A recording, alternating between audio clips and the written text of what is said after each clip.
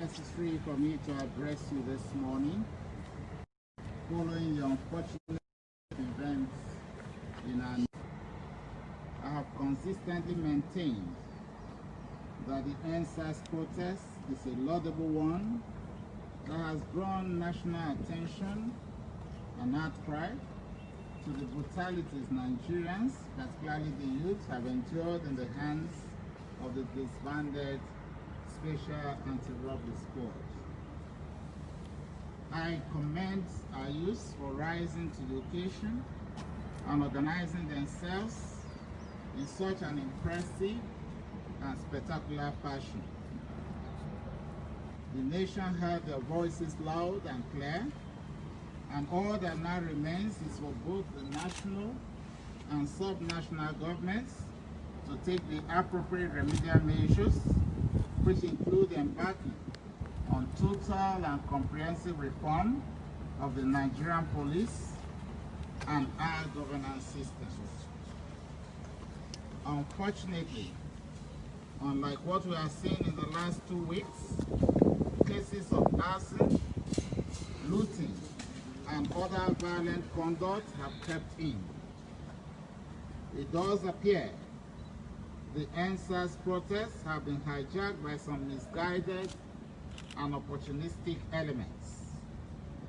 This sad situation threatens to plunge the state into chaos and anarchy. It is a clear and present danger that we must stop from happening. Only last night, some government buildings were burnt in Asaba. Following the directive of the National Economic Council, I have inaugurated a judicial panel of inquiry to investigate cases of police brutality in Delta State, as well as set up a victim support fund. I am confident that justice will be served and grieving families will be able to have closure when the panel concludes their work. I therefore want to appeal to our youths to remain calm, law-abiding, and give peace a chance. I want you to consider yourselves as having won this battle. The government is on your side. We are committed to righting the wrongs of the past. However, for us to be able to do that, we need an atmosphere of peace and security.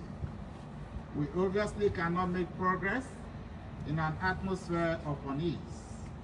When public buildings are being touched, roads are being blocked, and when citizens are not allowed to go about their normal businesses. I urge our youth to please leave the streets, sheath their swords, and monitor the response from the government. I also appeal to parents and guardians to ensure that their children and wards are properly accounted for. I urge our traditional rulers and our opinion leaders to please lend their voice to this appeal. And our various youth leaders and mobilizers are influencers, even in the social media. It's a time for us to have a rethink. Our cause is just, we agree. But I believe that as a state, it is the responsibility of all of us to defend our state. And we do not want unscrupulous elements, many of whom have come from other states, to destroy that which each and every one of us have labored for.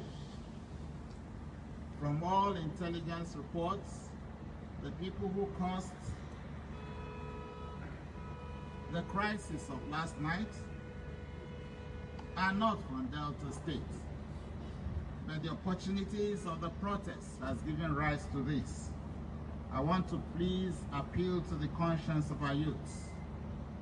While we have the right to air our grievances I believe that we all collectively need to defend our state. We need to be able to conserve resources even at this very critical time of global economic downturn. We cannot afford to allow miscreants from other states to destroy that which we have built over the past few years.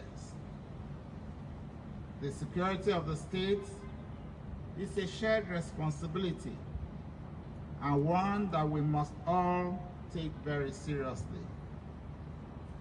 Once again, I congratulate our youth for pursuing a worthy cause and implore them to embrace peace and dialogue at this moment. And please, I implore them to give the government a chance to address the wrongs and to address the recommendations that they have made. I also want to use this opportunity to call on the youth leadership to please make themselves available for us to dialogue and to ensure they are part of the processes of the Judicial Panel of Inquiry into the brutalities of the Nigerian police, particularly the defunct SARS.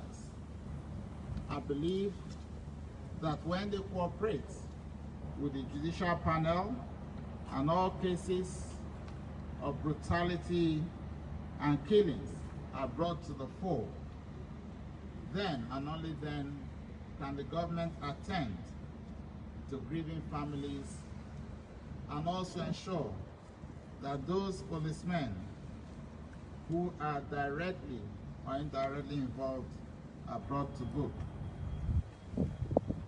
As I congratulate you, I pray that we all continue to pray for our dear State Delta. In the meantime, I have ordered the closure of all public and private primary and secondary schools in Delta State until Monday, November 2nd, 2020. And because of the incidents that took place last night, I hereby impose a 48-hour curfew starting 6 p.m. today, October 22, 2020. It therefore means that everybody is expected to sit at home, excepting those on very essential service in the next 48 hours starting 6 p.m. today. Thereafter, we'll review the situation and know what next steps to take. I appeal to our youths for cooperation.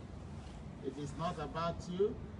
It is not about the protest that you have started. We believe in your cause, we support your cause. But unfortunately, the process is already being hijacked by criminals. A lot of robbery took place along the expressway by those who ordinarily shouldn't have been part of the protest, because the protest was well intended, but unfortunately these criminal elements have hijacked the process. I want to thank all Deltans for their continuing cooperation and pray that together we will overcome this. Thank you. God bless Delta State. God bless our nation, Nigeria. God bless us all.